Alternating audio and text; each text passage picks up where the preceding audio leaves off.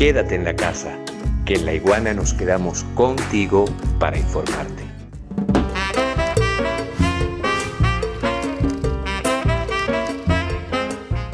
El último elemento que nosotros queremos traer a colación en esta introducción rapidísima, sucinta, resumida del pensamiento del filósofo francés, el filósofo de la hermenéutica, Paul Ricoeur. Y es que, si acaso yo tuviera que hablar en términos de marketing, que no tiene nada que ver con esta... Uy, qué bonito lo que dice por aquí Mariare. Un texto con acción. Un texto con acción. Completamente. Diste en el clavo. Le estaba diciendo yo, si hay una frase muy marketing por parte de Paul Ricoeur, que caló en los manuales de filosofía, en las clases de filosofía en liceos y universidades a nivel planetario, fue la categorización que hizo Paul Ricoeur de Karl Marx, Nietzsche, Friedrich Nietzsche y Freud, Sigmund Freud. Bueno, Ricoeur los metió a todos en el mismo paquete. Y ustedes me dirán, pero ya va. Karl Marx, padre del marxismo, teorías económicas, teorías políticas. Nietzsche, un vitalista. Freud, psicoanalista. ¿Qué tienen en común? Bueno, que los tres, yo diría que son alemanes, pero no es eso, que los tres vivieron en el siglo XIX. Y Paul Ricoeur, si queremos hablar a nivel de marketing, logró unirlos a través de una expresión que todavía hoy es estudiada en los manuales de filosofía y archiconocida por todo el que haya escuchado más de 2 clases de filosofía. Fue Paul Ricoeur que tildó a Karl Marx, a Friedrich Nietzsche y a Sigmund Freud como los filósofos de la sospecha. Los filósofos de la sospecha. Algunos dirían que Freud no es filósofo, podríamos abrir una discusión. Es irrelevante porque lo cierto es que cuando yo digo filósofo de la sospecha, todo el que haya estudiado un poco de filosofía sabe que eso lo dijo Paul Ricoeur y que ya se convirtió en una especie de categoría filosófica. Paul Ricoeur encuentra entonces elementos comunes dentro de sus grandes diferencias en estos 3 autores. La pregunta es, ¿en qué consiste la filosofía de la sospecha? Vamos a colocar este video. Qué bonito. Tobías dice, impresionante clase. Saludos de Buenos Aires. Honor que me hace. Vamos a colocar entonces este video sobre la filosofía de la sospecha que el equipo de producción de los Viernes Filosóficos, encabezado por Emilio Laperuta, ha tenido a bien traernos, y después vamos a hablar un poco de qué es esta filosofía de la sospecha tan famosa dentro del arco filosófico. Adelante, por favor.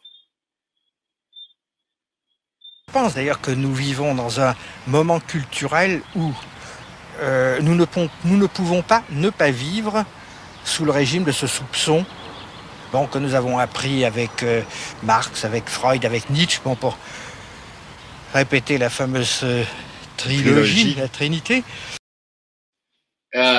Vamos a dejar el video ahí para colocarlo nuevamente. Nous ne pouvons pas vivre. Nous ne pouvons pas vivre. No podemos no vivir. No podemos vivir sin la sospecha. Después de Marx, después de Nietzsche, después de Freud, no podemos vivir sino en la sospecha. ¿Por qué? Vamos a repetir el video y ya se los explico humildemente. Adelante, por favor. Je pense d'ailleurs que nous vivons dans un moment culturel où nous ne pouvons pas ne pas vivre sous le régime de ce soupçon que nous avons appris avec Marx, avec Freud, avec Nietzsche, pour répéter la fameuse trilogie, la Trinité.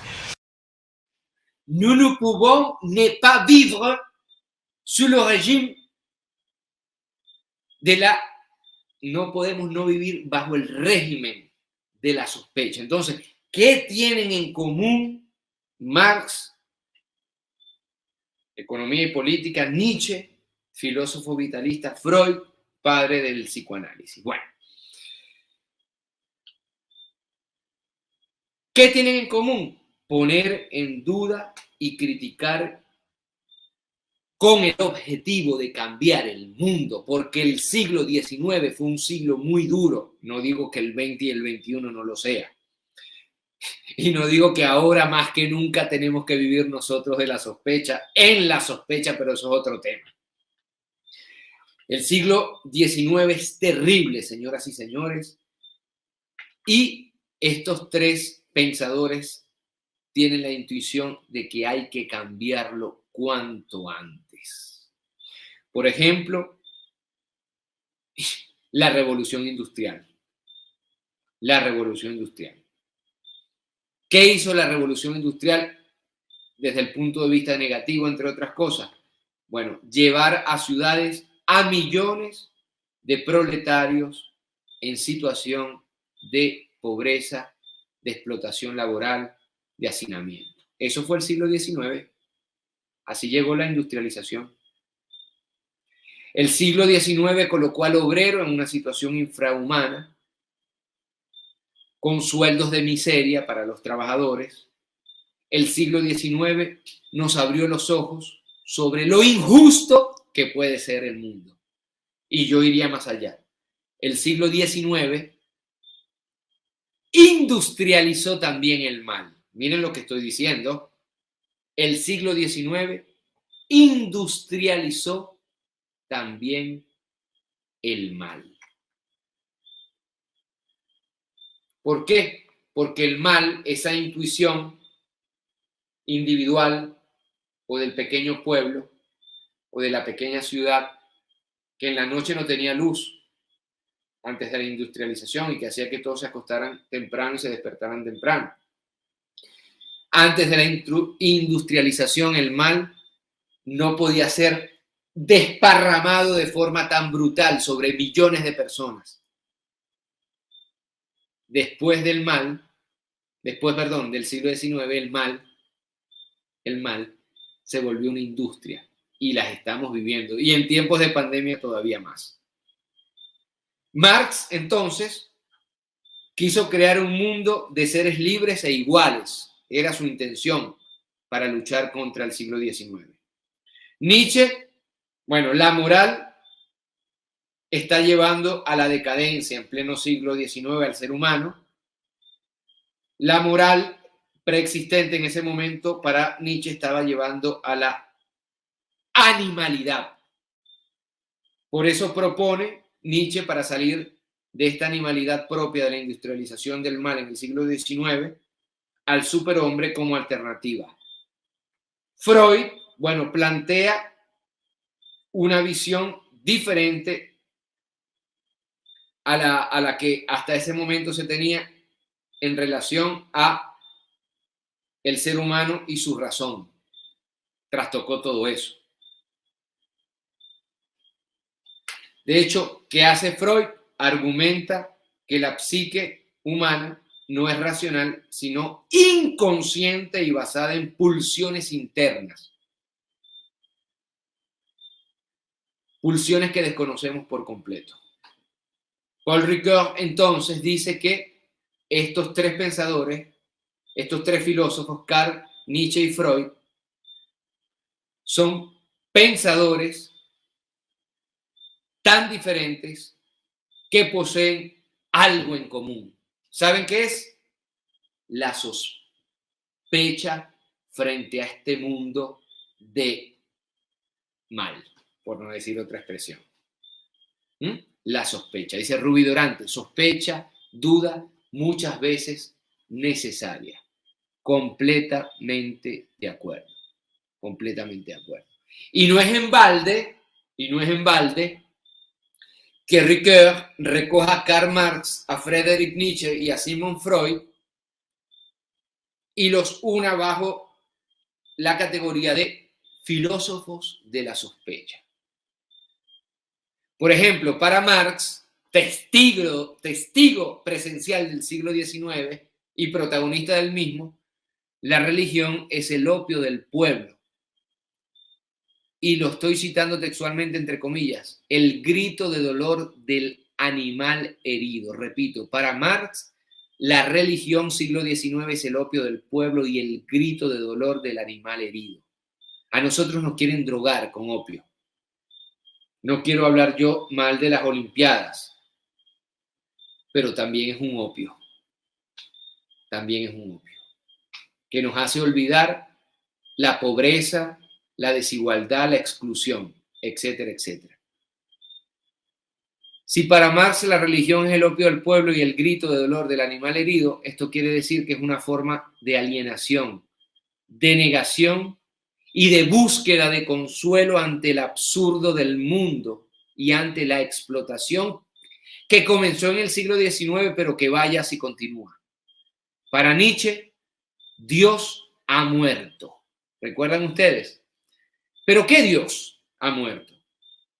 Específicamente el Dios cristiano, que no es otra cosa que la expresión del resentimiento y de tristes valores negadores de la vida. La negación de la trascendencia es la condición imprescindible para que los seres humanos puedan llegar a ser creadores. Nos quitan la posibilidad misma de ser creadores de valores, nos quitan la posibilidad misma de ser creadores de sentidos. Y por eso es que Ricoeur señala, mosca, estos son los tres filósofos de la sospecha. Para Freud, en fin, la religión no es otra cosa que una ilusión. La ilusión de un mundo protegido, seguro. La ilusión que nos lleva a crear la imagen de una figura paterna, Dios Padre, que es a la vez una expresión de la impotencia de los humanos para decidir por sí mismos y un foco de represión de la sexualidad.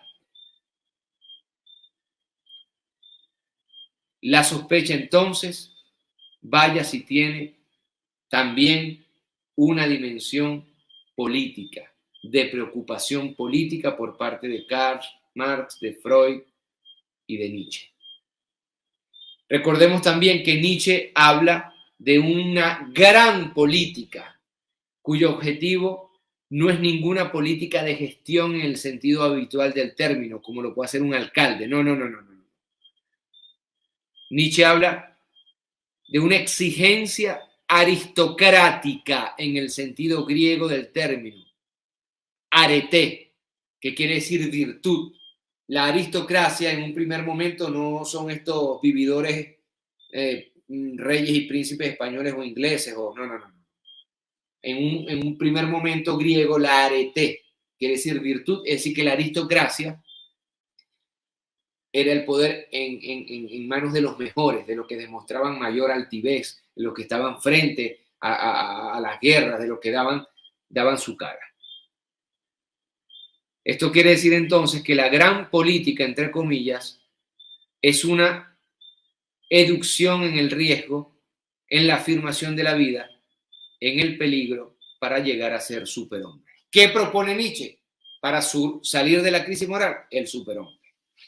Entonces, para Paul Ricoeur, al fin y al cabo, estos tres pensadores abren las puertas a la sospecha como característica fundamental del siglo XIX y diría yo del XX y del XXI. Vamos a colocar, por favor, entonces, ¿cuáles son, al fin y al cabo, los aportes fundamentales después de este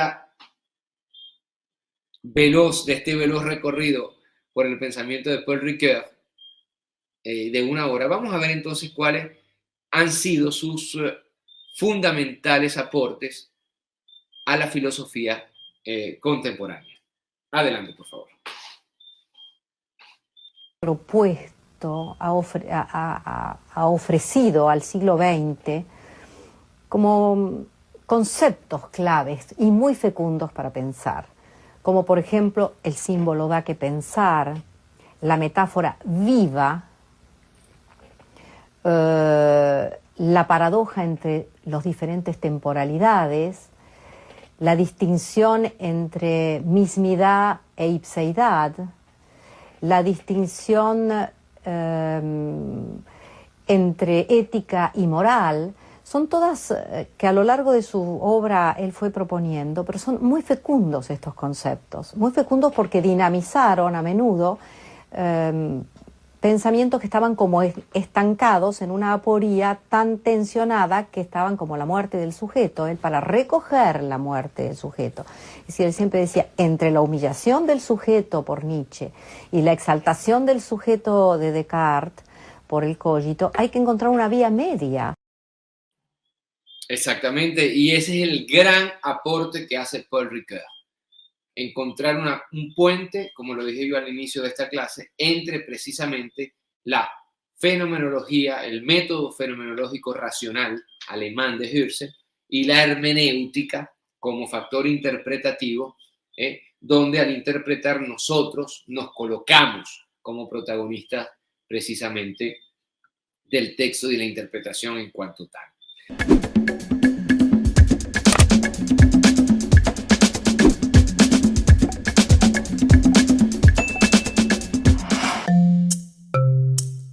Laiguana.tv, la verdad hecha tendencia.